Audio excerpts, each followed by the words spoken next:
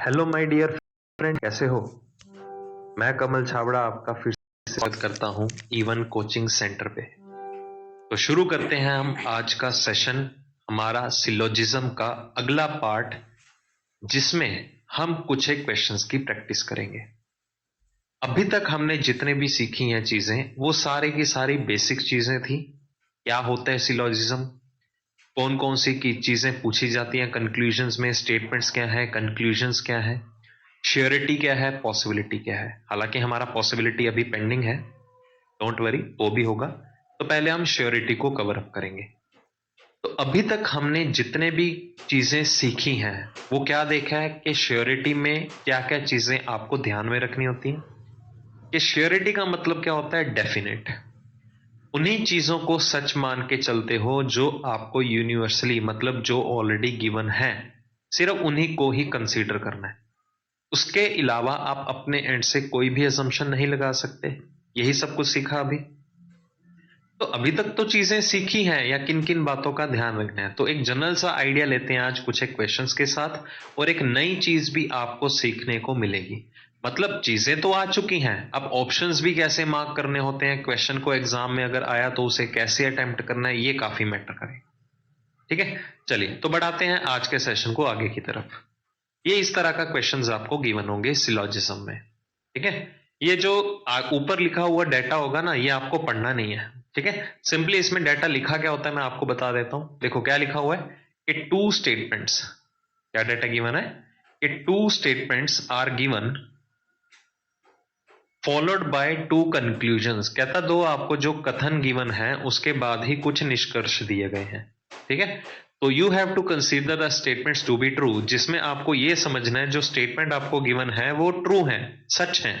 ठीक है, तो जो मैं आपको ऑलरेडी बता चुका हूं, क्योंकि जो भी स्टेटमेंट में डाटा गिवन होता है उसी को सच तो मानना ही मानना है। ठीक है, even if they seem to be at variance from the commonly known facts, मतलब वो जितने भी कॉमन फैक्ट्स हैं उससे सेम हो या वेरी करते हो, मैटर नहीं करेगा। ठीक है, you have to decide which of the given conclusions if any follow from the given statements. मतलब आपको बस इतना बताना है, जो आपको ये निष्कर्ष दिए गए हैं, क्या इनमें से कोई ना कोई निष्कर्ष आपके कथन को फॉलो करता है या नहीं करता। ठीक है, बस ये सारी की सारी आपको इंफॉर्मेशन गिवन है। तो आपको स्टेटमेंट्स गिवन है, उसी के ऊपर निष्कर्ष दिए गए हैं। बस आपको यह देखना है कि आपका कौन सा निष्कर्ष आपके कथन के ऊपर सेटिस्फाइड होता है। अभी मैं एक वर्बली आपको आइडिया दे दूं। ठीक है, कि आपको यहां पर स्टार्टिंग में अगर मैं बताऊं तो एग्जाम पॉइंट ऑफ व्यू से भी अभी तक देखो हर क्वेश्चन से रिलेटेड दो ही निष्कर्ष पूछे जाएंगे, पहला और दूसरा। आंसर देने का वे बता देता हूं वर्बली, फिर जब क्वेश्चन अटेम्प्ट करेंगे तो उससे और ज्यादा क्लियर होगा।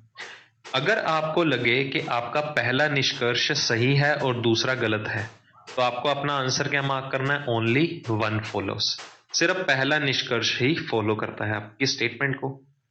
अगर आपको कहीं भी लगे कि आपका आपका पहला का निष्कर्ष सही नहीं है बट दूसरा सही है, तो आंसर क्या मार्क करेंगे, ओनली सेकंड फॉलो। जब भी आपको लगे कि आपके दोनों के दोनों निष्कर्ष सही हैं, पहला भी और दूसरा भी, तो आंसर क्या मार्क करेंगे, both one and two follow. दोनों के दोनों सही हैं तो आंसर क्या मार्क करेंगे, both one and two follow.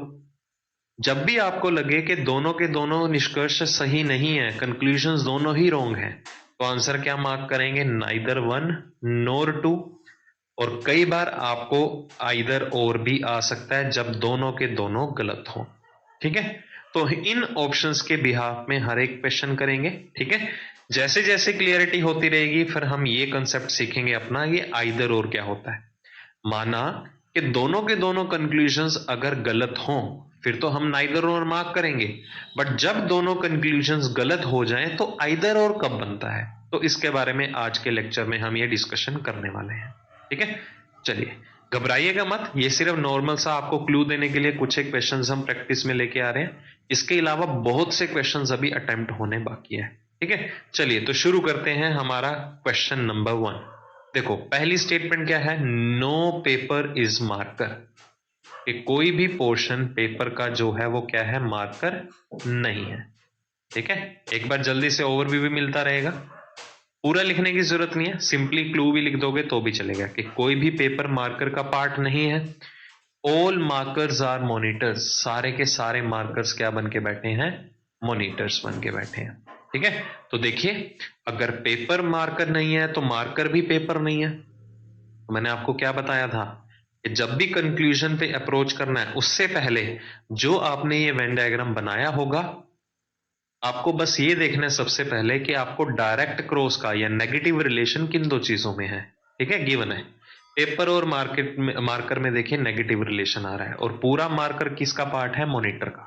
ठीक है, चलो इसी से रिलेटेड हम निष्कर्ष देखते हैं क्या क्या गिवन है। पहला देखिए क्या गिवन है? All monitors are papers. क्या बोला गया है श्योरिटी में? कि सारे के सारे मॉनिटर्स क्या हैं? पेपर्स हैं। ठीक है, तो हम ये देखेंगे कि सारे मॉनिटर्स पेपर का पार्ट हैं, मतलब कि आपको निष्कर्ष में इस चीज की बात हो रही है। अगर यही सेम चीज मुझे स्टेटमेंट के गिवन पार्ट में दिखाई देगी तो ही मेरे लिए सच है। क्यों? क्योंकि श्योरिटी का मतलब होता है विजिबिलिटी या डेफिनेट। चीजें वही सच मानी जाएंगी जो आपको विजिबल होंगी। ठीक है, तो चलिए देखते हैं क्या सारे मॉनिटर पेपर और पेपर में लिंक ही नहीं है। ठीक है, तो मॉनिटर का कोई भी पार्ट पेपर के अंदर अवेलेबल नहीं है, तो पहला कंक्लूजन क्या हो गया आपका? All monitors are markers. आपको क्या चाहिए? सारे के सारे मॉनिटर्स किसमें चाहिए? मार्कर्स के अंदर। पर ध्यान दीजिए आपको क्या गिवन है? मार्कर्स मॉनिटर्स बन के बैठे हैं, बट डिमांड किसकी हो रही है? सारे मॉनिटर्स क्या होने चाहिए? सारे यहाँ पर मार्कर्स होने चाहिए। ठीक है, सारे मॉनिटर्स जो हैं वो मार्कर होने चाहिए। क्या ऐसा दिखाई दिया? नहीं, आपको तो उल्टा दिखाई। सारे मार्कर्स, सारे मॉनिटर्स क्या होने चाहिए? मार्कर होने चाहिए। जो ये डाटा, तो ना तो आपका पहला निष्कर्ष सही है ना दूसरा सही है, तो आंसर क्या मार्क करेंगे? Neither one nor two follow. ना तो पहला सही है फॉलो करता है, ना तो दूसरा निष्कर्ष फॉलो करता है। बस ऐसे ही आंसर मार्क करेंगे। धीरे धीरे हम बढ़ते बाकी ऑप्शंस के कंपेरिजन क्लियर करेंगे कि आइदर क्या है। ठीक है, अब सुनिए ध्यान से अगला क्वेश्चन। देखिए ध्यान से क्या गिवन है आपको data. All parrots are mangoes.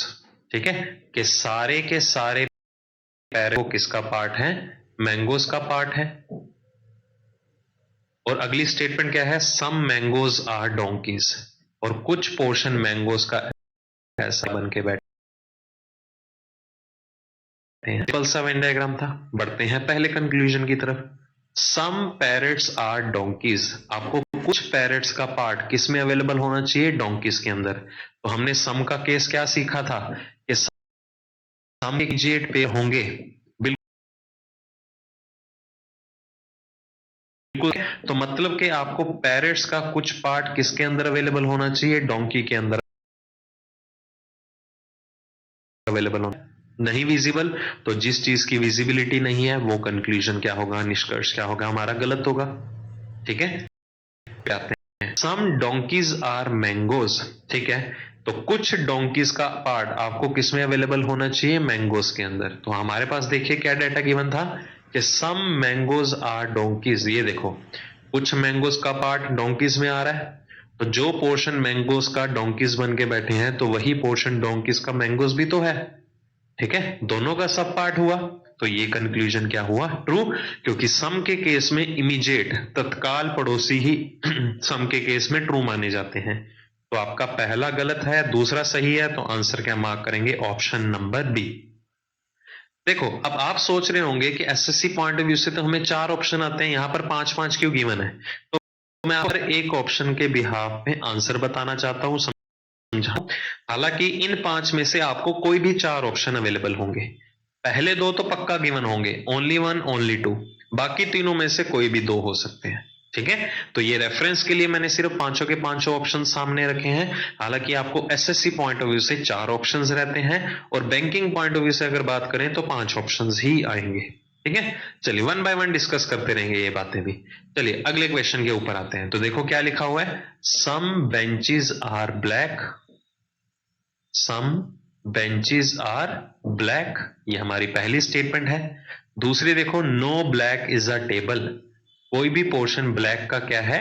Table नहीं है। ठीक है, तो ये हमारे पास दूसरी स्टेटमेंट, कुछ बेंचेस ब्लैक हैं और कोई भी ब्लैक टेबल नहीं है।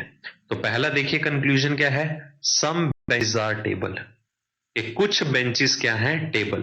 तो आपको कुछ पोर्शन बेंचेस का टेबल में अवेलेबल होना चाहिए। क्या आपको कोई भी बेंचेस का पार्ट टेबल में दिखाई दिया? नहीं दिखाई दिया, तो जो चीज विजिबल नहीं है वो गलत होती है। No table is a black, कि कोई भी पोर्शन टेबल का ब्लैक नहीं है। अब नो किस किस में पूछा जा रहा है, टेबल और ब्लैक में। तो टेबल और ब्लैक में अगर नो आया तो टेबल और ब्लैक में क्या दिखना चाहिए, डायरेक्ट क्रॉस मतलब नेगेटिव रिलेशन। तो देखो अगर ब्लैक टेबल नहीं है तो फिर टेबल भी ब्लैक नहीं है, तो बात भी तो इसकी हुई है कि नो टेबल इज ब्लैक, वो हमें चीज अवेलेबल है, इसलिए हमारा दूसरा निष्कर्ष जो है सही है। तो आंसर क्या होगा, option number B, only conclusion second follows. Question बहुत आसान आएंगे, बस आपकी पकड़ होनी चाहिए बेसिक कंसेप्ट्स के ऊपर। धीरे धीरे लेवल हल्का सा बढ़ाऊंगा, ठीक है। अभी सिर्फ चीजों पे होल्ड बना रहे हैं कि क्वेश्चन कैसे कैसे आएंगे और ऑप्शंस हमें किस तरह से मार्क करने हैं। बढ़ते हैं अगले क्वेश्चन की तरफ। देखो एक और क्वेश्चन गिवन है, क्या लिखा हुआ है, सम गार्डन्स आर ट्रीज, कुछ पोर्शन गार्डन्स का क्या बन के बैठे हैं, ट्रीज। पूरा लिखने की जरूरत नहीं है, ठीक है। ऑल ट्रीज आर बटरफ्लाईज, सारे की सारी ट्रीज क्या है, बटरफ्लाईज।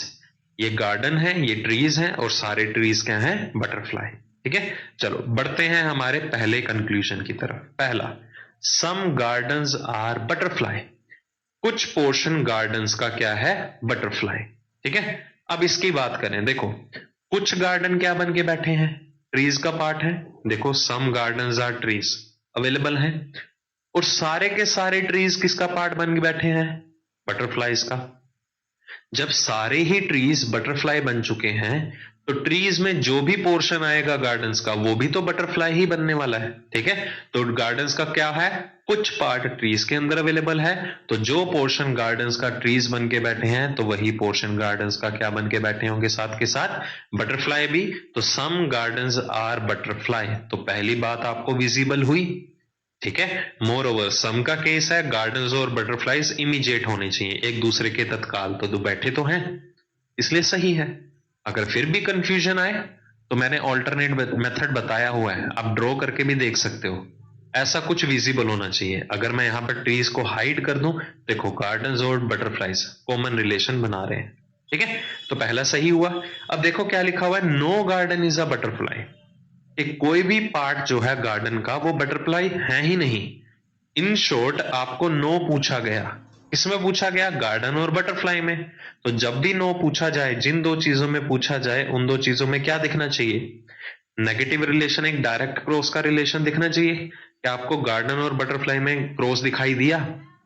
जब आपने स्टेटमेंट के सेट में क्रॉस यूज ही नहीं किया तो दिखाई भी कहां से देखा, ठीक है। तो ये चीज विजिबल नहीं है, तो जो चीज विजिबल नहीं है वो श्योरिटी में क्या होती है, हमेशा फॉल्स होती है। इसलिए आपका यहां पर देखो पहला निष्कर्ष सही है, कंक्लूजन सही है, दूसरा गलत हुआ। तो आंसर क्या मार्क करेंगे, if conclusion one follows.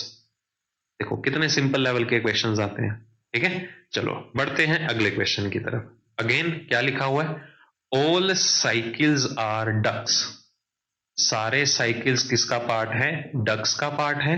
And all ducks are स्वेन्स, सारे डक्स किसका पार्ट है, स्वेन्स का, ठीक है। देखो तीनों टर्म्स ऑल वाली हैं, तो याद आया, अंदर से बाहर ट्रेवल करेंगे कंक्लूजन के थ्रू तो सम और ऑल दोनों ट्रू होंगे, बाहर से अंदर ट्रेवल करेंगे तो सिर्फ और सिर्फ सम ट्रू होता है, ठीक है। चलो जी करते हैं पहला कंक्लूजन, ऑल स्वैन्स आर साइकिल्स। तो देखो आप कहां से कहां जा रहे हो, स्वैन्स से लेके साइकिल तक, मतलब के बाहर से अंदर आ रहे हो।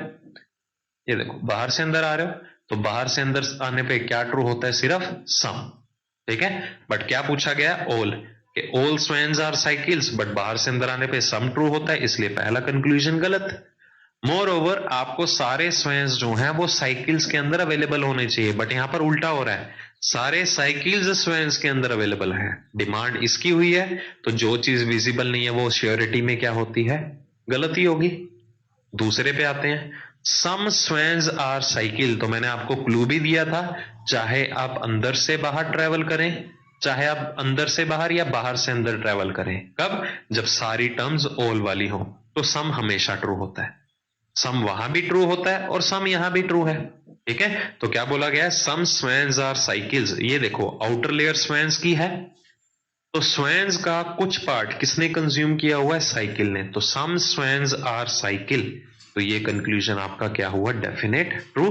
तो आंसर क्या मार्क करेंगे यहां पर, पहला गलत है, दूसरा सही है, तो ओनली सेकंड फॉलोज, सिर्फ दूसरा निष्कर्ष ही फॉलो करता है। आई थिंक आंसर देने का तरीका पता चल गया होगा। ठीक है, चलो अगला क्वेश्चन देखो, ये ध्यान से समझना। अब यहां पर देखो क्या गिवन है, सम कार्स आर जीप्स। ये पहली स्टेटमेंट है, सम कार्स आर जीप्स। और दूसरा गिवन है, no jeep is a truck. ये कोई भी पोर्शन जीप का ट्रक नहीं है। फिर से देख लीजिए, कुछ कार्स जीप्स हैं और कोई भी जीप जो है वो ट्रक नहीं है।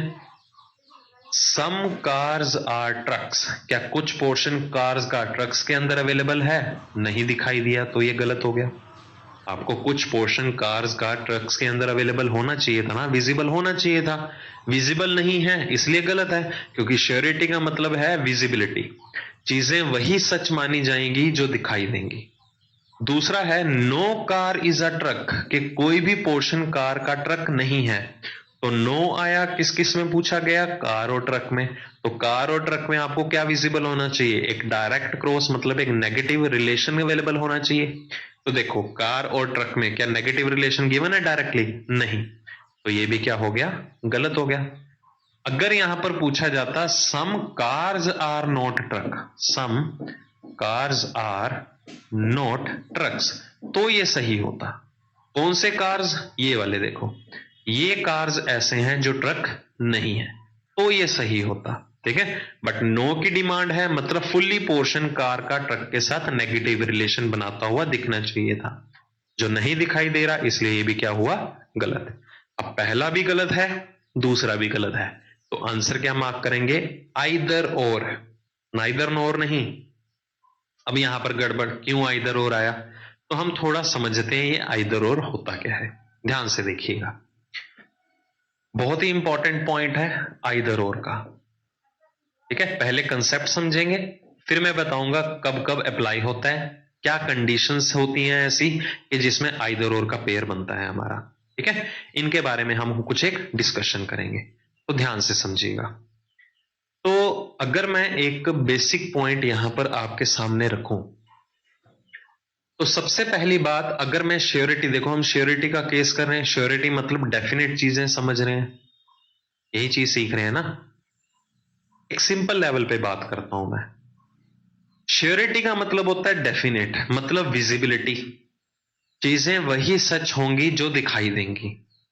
यही किया हमने अभी तक, जो डाटा गिवन है दिखाई दे रहा है उसी को सच माना ना, वही तो श्योरिटी है।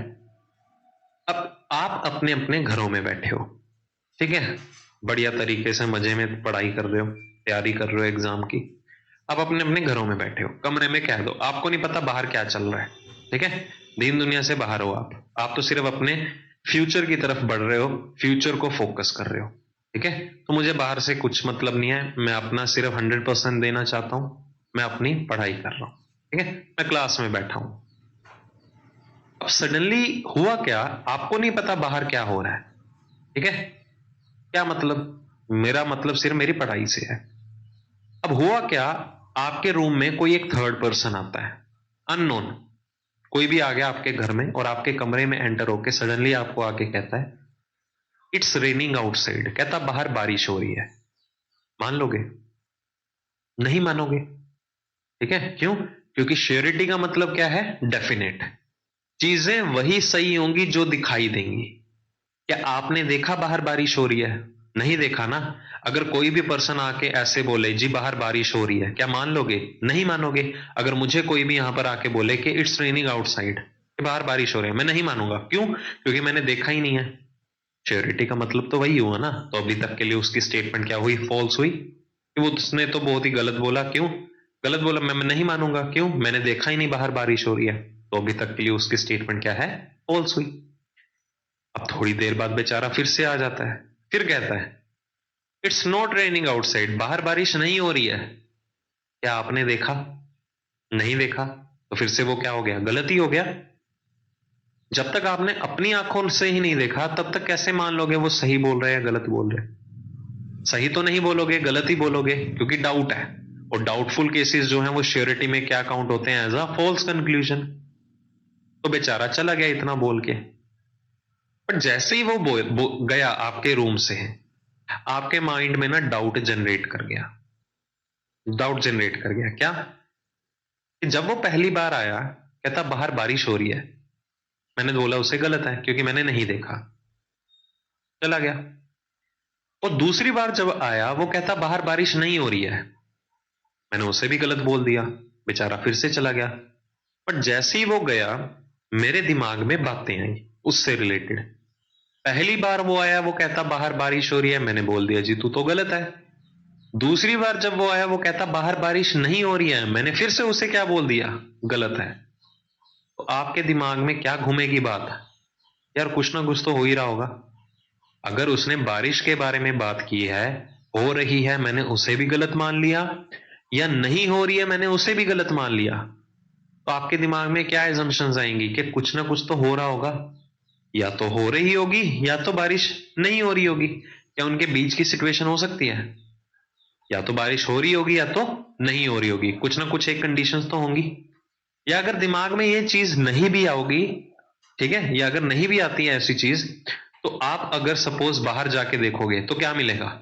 या तो बाहर बारिश हो रही है ऐसा मिलेगा, या तो बाहर बारिश नहीं हो रही होगी ऐसा मिलेगा। कुछ ना कुछ एक चीज तो देखने को मिलेगी ना। तो मतलब कि यहां पर कौन सी सेंस बनी? आइदर और की।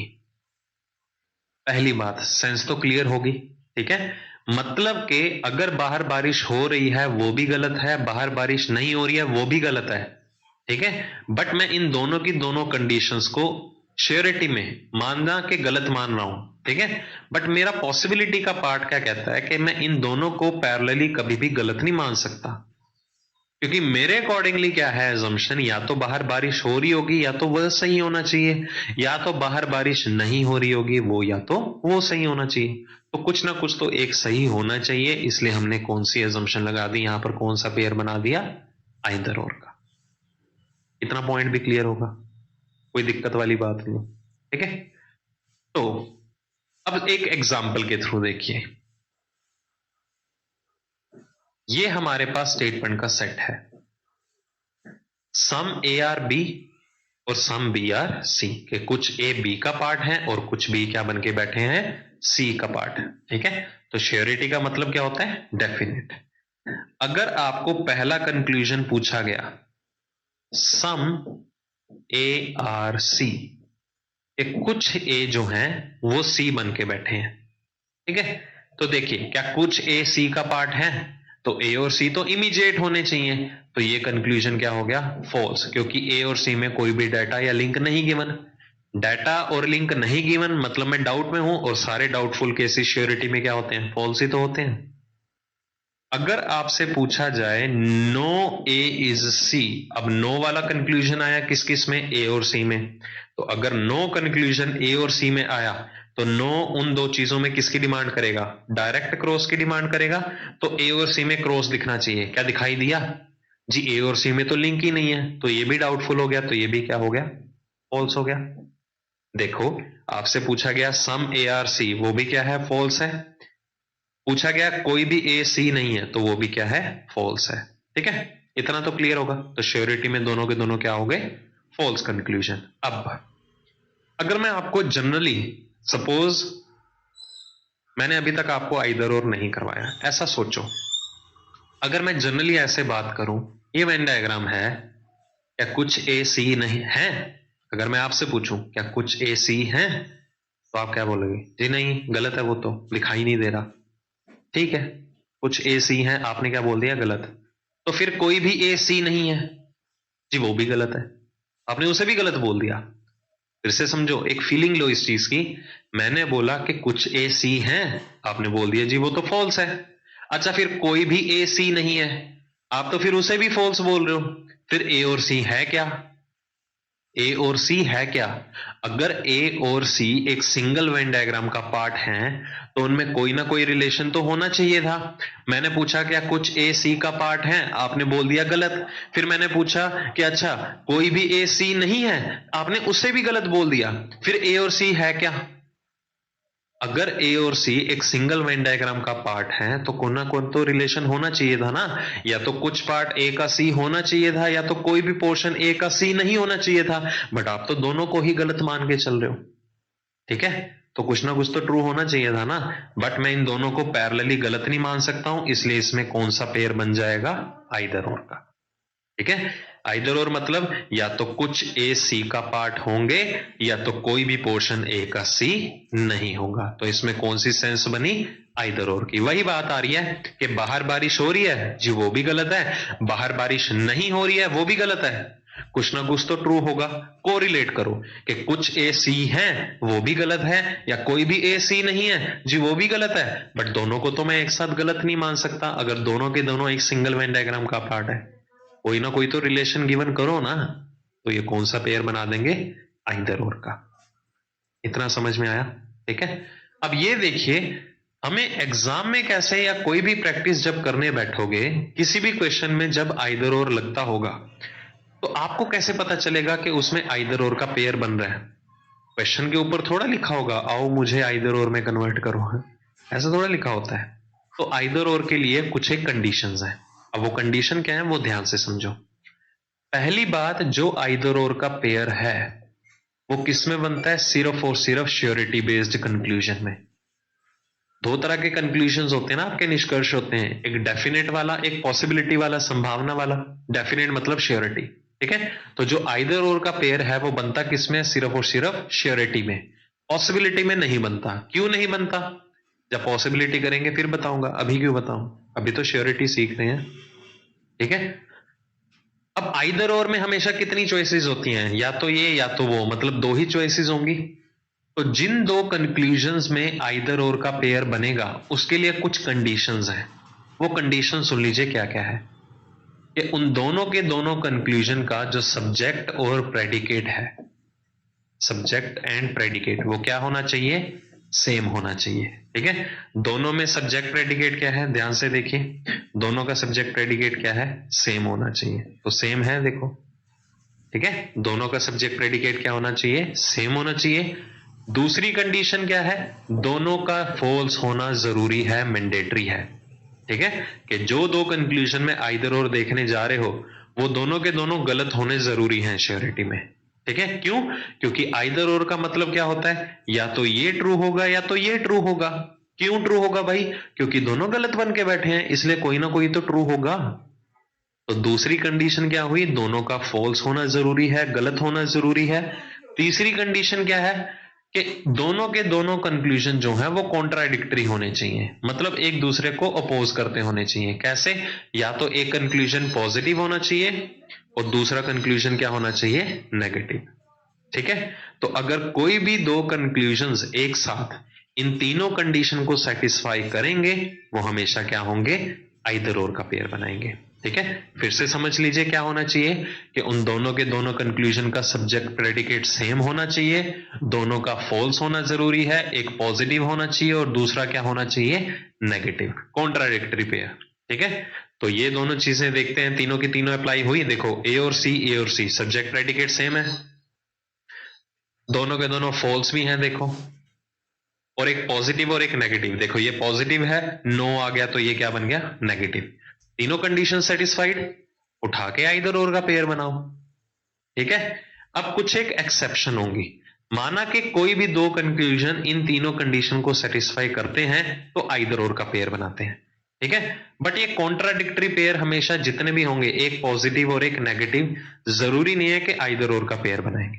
ठीक है, इसके लिए आइडिया दे देता हूं कि कॉन्ट्राडिक्टरी पेयर कौन कौन से हो सकते हैं। ठीक है, पहला कॉन्ट्राडिक्टरी पेयर जिसमें आइदर और बनेगा यस, और जिसमें नहीं बनेगा दैट इज नो। ठीक है, ये कॉन्ट्राडिक्टरी पेयर देखते हैं। कॉन्ट्राडिक्टरी पेयर मतलब एक पॉजिटिव और एक नेगेटिव, पहला सम और नो, ये कॉन्ट्राडिक्टरी पेयर में आएगा। ठीक है, दूसरा ऑल और सम नोट, ये कॉन्ट्राडिक्टरी पेयर है। ठीक है, मतलब अगर यहां पर गिवन होता all A are C and some A are not C तो भी आइदर और बनेगा। तो कॉन्ट्राडिक्टरी पेयर कौन कौन से बनेंगे? पहला बनेगा सम और नो का, दूसरा कौन सा बनेगा? ऑल और सम नोट का। ठीक है, अब कॉन्ट्राडिक्टरी पेयर ऐसे भी होते हैं जिसमें आपको आइदर और का पेयर नहीं बनाना। कौन कौन सा जिसमें नहीं बनाना? एक ऑल और नो में आइदर और नहीं बनता कभी भी। दूसरा कॉन्ट्राडिक्टरी पेयर कौन सा है जिसमें आइदर और नहीं बनता? सम और सम नोट, सम और सम नोट। ठीक है, तो ये दो पेयर ऐसे हैं कॉन्ट्राडिक्टरी जो आइदर और का पेयर नहीं बनाते। ठीक है, या तो सम और नो होना चाहिए या ऑल और सम नोट होना चाहिए तो आइदर और बनेगा। कब नहीं बनेगा? ऑल और नो में और सम नोट में कभी भी आइदर और का पेयर नहीं बनता है। ठीक है, हालांकि ये कॉन्ट्राडिक्टरी पेयर हैं बट ये आइदर और के पेयर में एग्जिस्ट नहीं करते हैं। ये आइदर और बनाने का एक रूल है। आइदर और का पेयर बनाने के लिए एक टर्म आपकी पर्टिकुलर फॉर्म में होनी चाहिए, दूसरी एफर्मेटिव। एफर्मेटिव मतलब फुल्ली पोर्शन और पर्टिकुलर मतलब सम पोर्शन। डिस्कस किया था ना स्टार्टिंग में ही। ठीक है, तो आइदर और का पेयर बनाने के लिए एक पार्ट आपका पर्टिकुलर फॉर्म में होना चाहिए, दूसरा एफर्मेटिव होना चाहिए। देखो ये एफर्मेटिव है, ये पर्टिकुलर। पर्टिकुलर प्लस पर्टिकुलर, सम और सम, एफर्मेटिव और एफर्मेटिव, ऑल और नो, ये दोनों एफर्मेटिव है, ये दोनों पर्टिकुलर है। दोनों के दोनों एफर्मेटिव या दोनों के दोनों पर्टिकुलर कभी भी आइदर और का पेयर नहीं बनाते हैं। ठीक है, एक एफर्मेटिव फॉर्म होनी चाहिए और एक पर्टिकुलर फॉर्म होनी चाहिए। और क्या ध्यान रखना है? अगर तो सम और नो होगा तो चाहे इनके सब्जेक्ट प्रेडिकेट पैरेलल हो, चाहे आपस में एक्सचेंज कर जाएं, तो आइदर और बनता है। मतलब अगर गिवन है सम ए आर सी और इधर होता नो सी इज ए तो आइदर और बनेगा। मतलब इनके जो सब्जेक्ट प्रेडिकेट हैं सेम भी हो सकते हैं पोजीशन पे और दोनों एक्सचेंज भी कर सकते हैं। सेम भी हो सकते हैं, देखो ए और सी, और एक्सचेंज भी हो सकते हैं, ए सी सी ए कर सकते हैं। बट अगर ऑल और सम नोट में आइदर और बनेगा तो हमेशा इसके सब्जेक्ट प्रेडिकेट क्या होने चाहिए? पैरेलल होने चाहिए। मतलब के अगर होगा ऑल ए आर सी और दूसरा होगा सम ए आर नॉट सी तो ही इनमें आइदर और बनेगा। ठीक है, देखो ये पैरेलल है, ए सी, ए और सी ये पैरेलल है। अगर इनके सब्जेक्ट प्रेडिकेट एक्सचेंज हो जाएंगे फिर इनमें भी नहीं बनेगा। तो ये पॉइंट इंपॉर्टेंट है, इनका ध्यान में रखिएगा। ठीक है, हालांकि ऐसे क्वेश्चन बनेंगे नहीं जिसमें आइदर और ना बनता हो, ऐसे ही क्वेश्चन एग्जाम में पूछे जाएंगे। इतना समझ में आ गया होगा कि आइदर और क्या है। अगर फिर भी हल्का सा कोई भी डाउट हो एक बार रिवाइंड करके थोड़ा सा जरूर देख लेना। ठीक है, क्या क्या कंडीशन है? सब्जेक्ट प्रेडिकेट सेम होना चाहिए, दोनों का फॉल्स होना जरूरी है, एक पॉजिटिव और एक नेगेटिव मतलब कॉन्ट्राडिक्शंस में आने चाहिए, दोनों के दोनों कंक्लूजन। और बनेगा किसमें? सिर्फ और सिर्फ श्योरिटी बेस्ड कंक्लूजन में, पॉसिबिलिटी में नहीं बनता। और कॉन्ट्राडिक्टरी पेयर में कौन कौन आएगा? सम और नो का पेयर और एक ऑल और सम नोट का पेयर। मतलब एक पर्टिकुलर होना चाहिए, दूसरा एफर्मेटिव। ऑल और नो, सम और some not, particular particular, affirmative affirmative, कभी भी आइदर और का पेयर नहीं बनाते हैं। ठीक है, बाकी पॉइंट भी क्लियर कर दिए मैंने। चलो बढ़ते हैं क्वेश्चन की तरफ। देखो क्या गिवन है, सम कार्स आर ट्रक्स, गलत था, डिस्कस किया था, कुछ पोर्शन कार का ट्रक नहीं विजिबल हो रहा। No car is a truck, कोई भी कार ट्रक नहीं है, ये भी विजिबल नहीं है, तो दोनों गलत हुए। ठीक है, तो देखो सब्जेक्ट प्रेडिकेट दोनों का सेम है, कार और ट्रक दोनों के दोनों गलत भी हैं। ये पॉजिटिव है और ये नेगेटिव है, तो कौन सा पेयर बन जाएगा फिर? आइदर और का। मतलब एक तरह से मैंने वो फॉर्मूला दे दिया, 3 पॉइंट्स जो आपको ध्यान में रखने हैं आइदर और के लिए। ठीक है, अब डायरेक्टली कैसे स्ट्राइक करेगा, क्योंकि कई बार ऐसा होगा आप क्या करेंगे, आइदर और बनाना भूल जाएंगे, उसका भी एक आइडिया देता हूं। देखो अगला क्वेश्चन देखो। ठीक है, some pianos are guitars, some pianos are guitars, और नो गिटार इज फ्लूट, कोई भी गिटार जो है वो फ्लूट का पार्ट नहीं है। ठीक है, चलिए पहला देखते हैं, सम पियानोज आर फ्लूट, क्या कुछ पियानोज फ्लूट का पार्ट है? क्या कोई भी पियानो का पार्ट फ्लूट के अंदर विजिबल है? नहीं, तो जो चीज विजिबल ही नहीं है वो क्या होगी? श्योरिटी में फॉल्स, क्योंकि श्योरिटी में वही चीजें कंसीडर की जाती हैं जो दिखाई दे। आपको कोई भी पार्ट पियानो का फ्लूट के अंदर दिखाई नहीं दे रहा, नजर नहीं आ रहा, नहीं दिखाई दे रहा, तो ये क्या हो गया, गलत है। अब दूसरा देखो क्या है, some pianos are not flute, कुछ पियानोज जो हैं वो फ्लूट नहीं है। कुछ पियानोस कौन से, जो गिटार बन के बैठे हैं, देखो वो फ्लूट का पार्ट नहीं है, क्योंकि अगर गिटार फ्लूट नहीं है तो गिटार में जो पोर्शन पियानोस का आ रहा है वो भी फ्लूट नहीं होना चाहिए। तो कुछ पियानोस जो गिटार्स बन के बैठे हैं वो फ्लूट नहीं है, मतलब आपका दूसरा कथन सही, निष्कर्ष सही हो गया, दूसरा सही हो गया। अब ध्यान से सुनो, दोनों का सब्जेक्ट प्रेडिकेट सेम है, देखो पियानोस फ्लूट, पियानोस फ्लूट, एक पॉजिटिव है एक नेगेटिव भी है, बट दोनों के दोनों गलत नहीं है, एक गलत है दूसरा सही है। बट मैंने क्या कहा था, आइदर और के लिए क्या होना चाहिए, दोनों गलत होने चाहिए। कंडीशन एक सेटिस्फाई नहीं हुई तो आंसर क्या मार्क करेंगे, ओनली सेकंड फॉलो। आइदर और का पेयर बनाने के लिए दोनों का गलत होना जरूरी है। मोर ओवर सम और सम नोट में भी कौन सा बनता है, तो जब भी आपको आइदर और का पेयर क्रॉस चेक करना है तो इसमें एक कंडीशन है, नेगेटिव कंक्लूजन होना जरूरी है, एक पॉजिटिव और नेगेटिव। तो नेगेटिव कंक्लूजन कौन कौन सा हो सकता है, एक सम नोट का और दूसरा नो का, यही है नेगेटिव कंक्लूजन। अगर इनमें से आपको कोई भी कंक्लूजन आया नेगेटिव, सम नोट या नो वाला, और वो नेगेटिव कंक्लूजन आपका गलत भी हुआ, तो ही आपको चेक करना है आइदर और बनेगा या नहीं। कैसे चेक करेंगे, इस नेगेटिव का जो ये गलत होगा, इस नेगेटिव कंक्लूजन का किसी पॉजिटिव कंक्लूजन के साथ सब्जेक्ट प्रेडिकेट मैच होना चाहिए, बाकी कंडीशन मैच कर लेना, ठीक है। बाकी धीरे धीरे प्रैक्टिस करेंगे ना, एक रिदम में आएंगे, एक फ्लो बनेगा, चीजें और भी ज्यादा आसान लगेंगी, ठीक है, टेंशन नहीं लेनी बिल्कुल भी। अगला क्वेश्चन देखिए क्या लिखा हुआ है, सम हाउसेज आर अपार्टमेंट्स, देखो some houses are apartments, no apartment is a building, और कोई भी अपार्टमेंट जो है वो बिल्डिंग नहीं है। तो ये वेन डायग्राम बना, कोई भी अपार्टमेंट जो है वो बिल्डिंग नहीं है। पहला, ऑल हाउसेज आर बिल्डिंग, क्या सारे हाउसेज बिल्डिंग का पार्ट हैं, ध्यान से देखिए, क्या सारे हाउसेज बिल्डिंग में दिखाई दिए, बिल्कुल भी नहीं, तो ये तो गलत हो गया। कोई भी हाउस बिल्डिंग नहीं है तो आपको हाउस और बिल्डिंग में नेगेटिव रिलेशन चाहिए था, तो ये भी गलत हो गया, नहीं दिखाई दे रहा, ठीक है। देखो सब्जेक्ट प्रेडिकेट सेम है, दोनों फॉल्स हैं, एक पॉजिटिव है और एक नेगेटिव, बट ऑल और नो में कभी भी आइदर और बनता कहां है, तो आंसर क्या रहेगा, neither nor. More over either और का पेयर होता क्या है, अगर बाहर बारिश हो रही है, गलत हुआ श्योरिटी में, बाहर बारिश नहीं हो रही है, ये भी गलत हुआ। तो हमने क्या सोचा था कि कुछ ना कुछ तो हो रहा होगा, या तो बाहर बारिश हो रही होगी या तो नहीं हो रही होगी, हो रही होगी या नहीं हो रही होगी, एज्यूम कर लिया, कुछ ना कुछ तो हो रहा होगा ना, होगा मतलब एज्यूम कर लिया। तो जो आइदर और का पेयर होता है ना, बेसिकली जो ये आइदर और का पेयर है वो क्या है, एक एजम्पशन ही है कि डेफिनेटली तो दोनों चीजें गलत हैं श्योरिटी में, बट मेरी एजम्पशन का पार्ट क्या कहता है कि कुछ ना कुछ तो ट्रू होना चाहिए था, कि या तो ये ट्रू होगा या तो ये ट्रू होगा, यही हो ना आइदर और का पेयर। अगर मैं एक सेकंड के लिए मानता हूं इसमें आइदर और का पेयर है, क्या सारे हाउस कभी बिल्डिंग हो सकते हैं, अगर मैं कहता हूं हाँ ये ट्रू हो सकता है, ये वैलिड है इधर और के लिए, ठीक है, मतलब ये भी ट्रू हो सकता है ये भी ट्रू हो सकता है, क्या सारे हाउस कभी बिल्डिंग हो सकते हैं, क्योंकि कुछ हाउस तो बिल्डिंग है ही नहीं, तो सारे हाउस बिल्डिंग कहां से हो जाएंगे, तो मतलब ये कंडीशन तो कभी सेटिस्फाई नहीं करेगी, इसलिए आंसर क्या रहेगा हमारा, नाइदर नोर, ठीक है। मोर ओवर मैंने ही पहले ही पॉइंट क्लियर कर दिया कि ऑल और नो में कभी भी आइदर और नहीं बनता है। समझ में आगे होंगे सारे के सारे पॉइंट।